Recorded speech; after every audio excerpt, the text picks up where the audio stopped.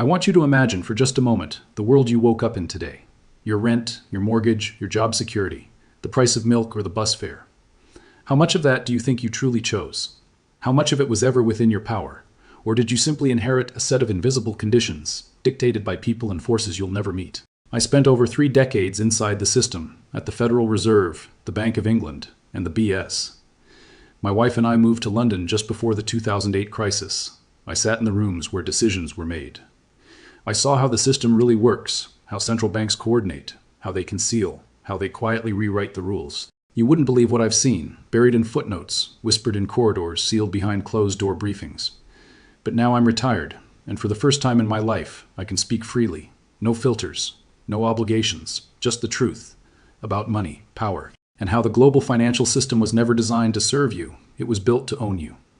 So when the Bank of England publishes a quarterly financial stability report, the kind of thing most people will never read, I read it like a map of the next set of storms coming for your life. This time, the message is clear. The risks are multiplying. The defenses are paper thin, and the people running the system are starting to panic. You need to understand what they're really saying. Because it's not about markets or numbers. It's about you. Before we get lost in acronyms and headlines, let me clarify what you found here. This isn't a channel for investment tips or cheerful pep talks about staying the course. I don't do price predictions or top 5 stocks to buy before the crash. I am anonymous for a reason. There are NDA secrets, and frankly, a need for self-preservation. After 3 decades at the heart of the world's central banks, I left because I couldn't keep justifying the hypocrisy. I'm using an AI mask, yes, but behind it is a mind that saw the machinery from the inside. This is the only place you'll hear what I know, and what I know today is that the Bank of England is waving a red flag with both hands, while pretending it's a harmless tablecloth. Let me tell you exactly where we're headed in this episode, because the scenery on this journey isn't for the faint of heart. First, I want to strip away the polite, polished language of the Bank of England and lay bare what they're actually trying to tell us. And more importantly, what they're still keeping just out of sight. We'll have to peer behind the curtain at the danger building in the AI asset bubble, where tech stocks today are beginning to look uncomfortably like the lead actors in a familiar tragedy, a prelude to disaster that most are pretending not to see. But it isn't just the froth on the surface that should worry you beneath. There's a debt time bomb quietly ticking away, ignored by those who ought to know better, and left to swell in the darkness. And then, lurking further in the shadows, we find the new villains of this financial drama.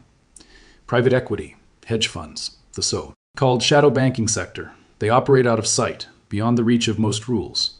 Yet their decisions now shape the fate of markets and entire economies. Of course, these aren't risks that exist in some faraway, abstract realm. They reach right into your home, into your job, your rent, your pension, touching the day-to-day realities that make or break ordinary lives. And perhaps the most uncomfortable truth of all is this.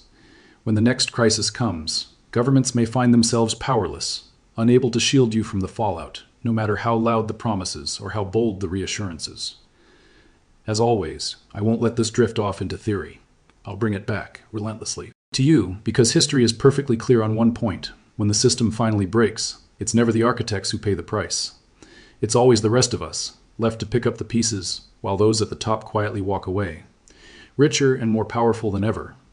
The Bank of England has developed a particular dialect over the years, one that's equal parts caution, diplomacy, and self-preservation. They have made understatement into a high art, a necessity for any institution that knows the power of its own words. Rattle the public and markets tremble. Overstate a risk and you can trigger the very panic you hope to avoid. So they choose their phrases with surgical precision, dressing up alarm in the blandest possible prose. But if you've spent any time translating their language, you know when to pay attention. When they reach for words like deteriorated, fragile, or the ever-chilling plausible correction, you should hear more than a polite warning. You should hear the sound of smoke alarms behind locked doors. You should listen as if your house is already on fire, and the neighbors are just too polite to tell you. This latest report doesn't so much announce the danger as quietly admit it through gritted teeth. The risk environment has deteriorated. It's a line designed to go unnoticed by most, yet in central banker language, that's a scream.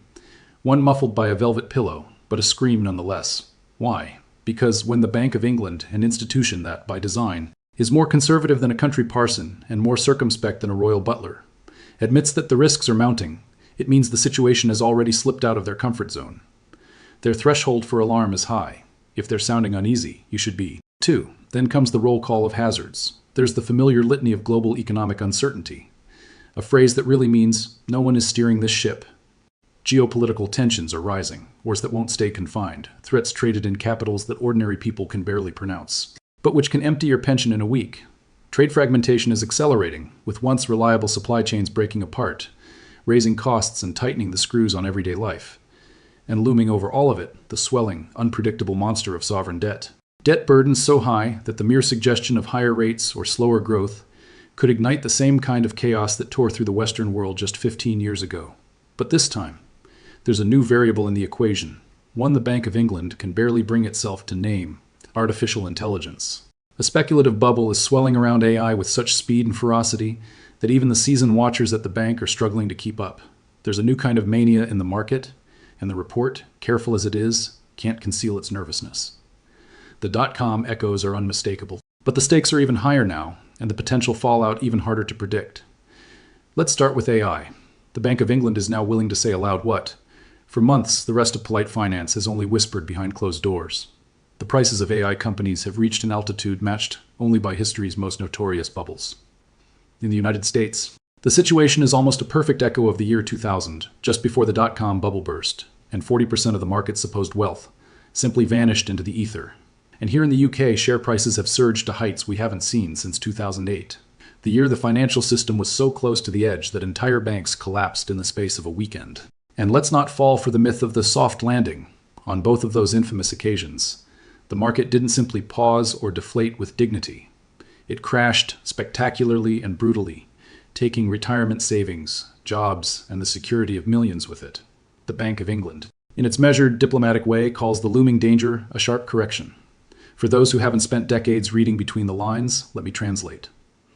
This isn't just a hint that prices might slip. It's a quiet admission that another crash is not only possible, but, with every passing week, more likely. But it's what sits beneath the surface that should really trouble you. The bank, perhaps for the first time, openly admits that this speculative AI boom isn't being funded with the safe money of yesterday, but with a mountain of fresh, rapidly growing corporate debt that, should the AI story falter, threatens to become the fuse for a much larger detonation, a wave of losses that could sweep across the banking system itself.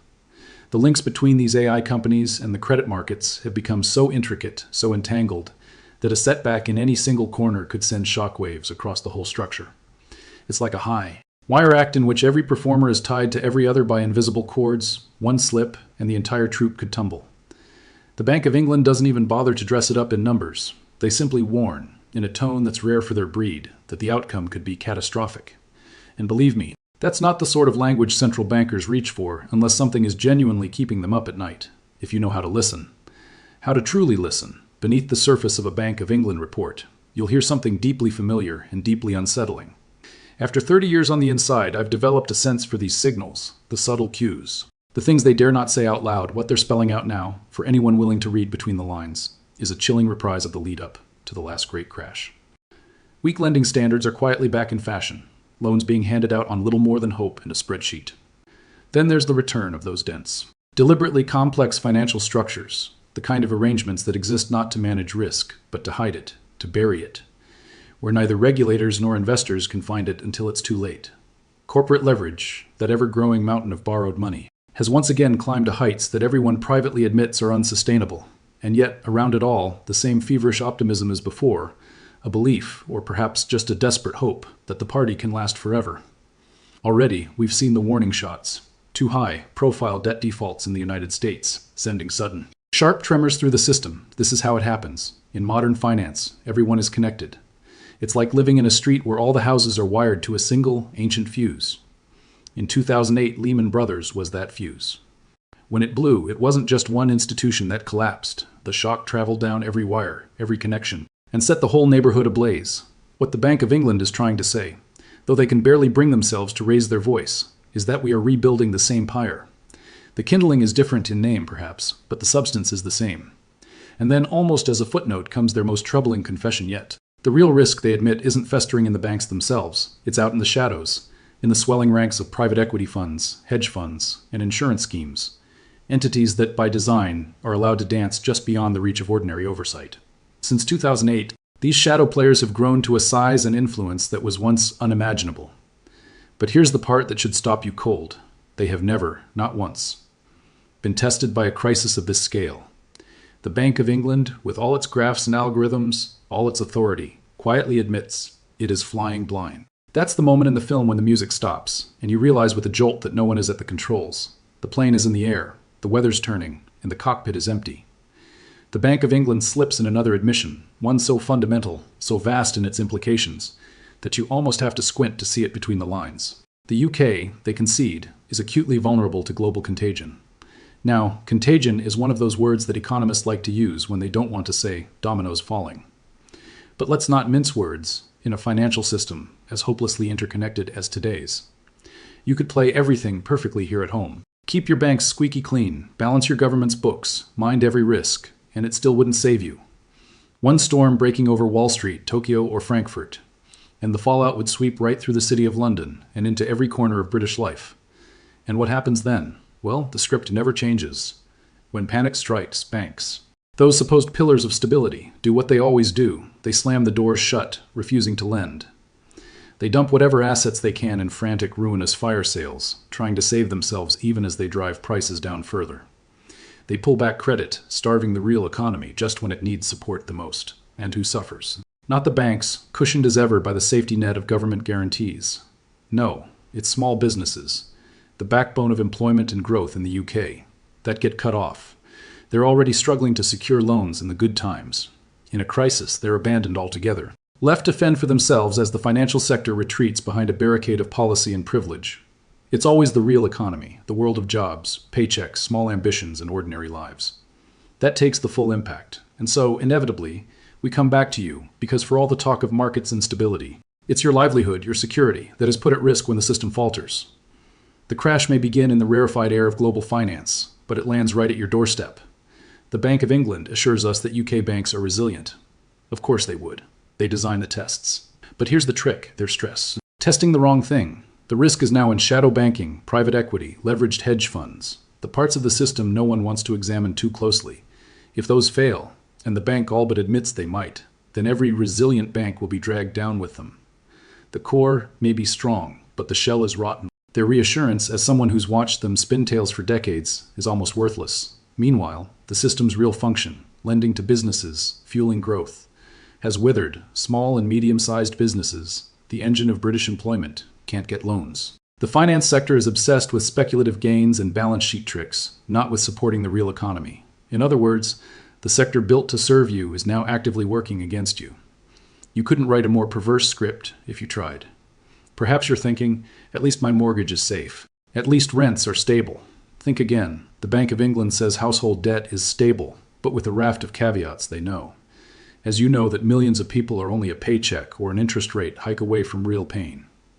If the crisis hits, whether it starts in AI, private equity, banking, or a sovereign default, everyone with a mortgage or rent payment will feel it. Landlords, lenders, insurers will all move to protect themselves, and the burden will shift onto you. It always does. This won't be a crisis contained behind the walls of Canary Wharf or the city. It will hit your street, your home, your children's school. The system works by hiding the scale of risk, by pretending it's natural or inevitable. But this is all engineered, deliberately, systematically, and always for the benefit of a privileged few. There's a detail the bank lets slip, one that should chill anyone who remembers the last crash right now. An estimated £100 billion is being gambled in the UK's own government bond market by hedge funds. Bets so big and so reckless that even a minor disruption could trigger a full-scale meltdown.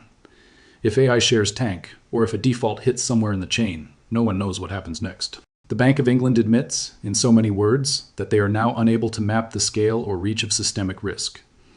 The cross-contamination is so high, the links so obscure, that they are, let's not sugarcoat it, petrified. Financial, innovation, derivatives, stablecoins, digital assets has only made the web more tangled. The bank claims to monitor crypto risk, but what they're really admitting is that they have no idea what might be lurking in the dark. Unregulated, untested, fundamentally unstable. Not the cause of the next crash, perhaps, but the accelerant. One more thing. The bank, to their credit, finally admits that climate risk is no longer an abstract, long-term problem. It's here now. Wildfires, floods, collapsing insurance markets, failed harvests. All these are already inflicting direct financial losses. Some assets are now uninsurable. If you can't insure, you can't borrow, If you can't borrow, you can't move. Once again, the risk is dumped on the household, while the state quietly absorbs the bill. They see it, they name it, but they can't quantify it. And so, as always, they do nothing. The Bank of England's official conclusion is almost comical in its understatement. The core banking system is strong, but risks are increasing. Let's translate. High-tech is overpriced. Leverage is rampant in non-bank finance. Hedge funds are playing with matches in the sovereign debt market. Real investment is drying up. Climate shocks and geopolitics threaten to break the system in ways no model can predict. Read between the lines, and the message is unmistakable. We are up to our necks in risk, and we have no idea how deep the water goes. Even the Bank of England, the ultimate defenders of caution, are warning, be careful, this may come back to bite us hard. They failed to spot 2008. The Queen herself chided them for it. They do not want to be caught out again. But from where I'm sitting, the only honest read of this report is simple. We are not facing stability. We are facing massive instability. The crash is not an if. It's a when. So let's return, as I promised to you. Did you ever consent to a system where your job, your home, your retirement is hostage to speculation and hidden debt? Did you ever vote for a world where governments and central banks cannot, or will not, protect you from the consequences of their own designs? Or did you simply inherit this architecture, never shown its blueprints, never offered a real choice? The system works because it hides itself, presenting risk and instability as facts of nature. But these are choices, made, unmade, and remade in meetings you're never invited to. If this unsettles you, then you're finally seeing the edges. You're seeing what I saw, what I could not, in good conscience, keep quiet about. In coming chapters, I'll take you deeper. I'll show you how central banks really operate, why crises keep returning, what happens to those who try to escape, and whether the system can ever truly be changed. If you want to know what's next, what the architects are planning, and what's at stake for you, stay with me. If you found this revealing, subscribe, share, and yes, check the links below for more, because I'll post a full transcript, further resources, and if you want to write to your MP, a prompt that cuts through the usual financial nonsense. And if you want to help keep this channel going, well, you know the drill. This is the ex-central banker, and trust me, we're only just getting started.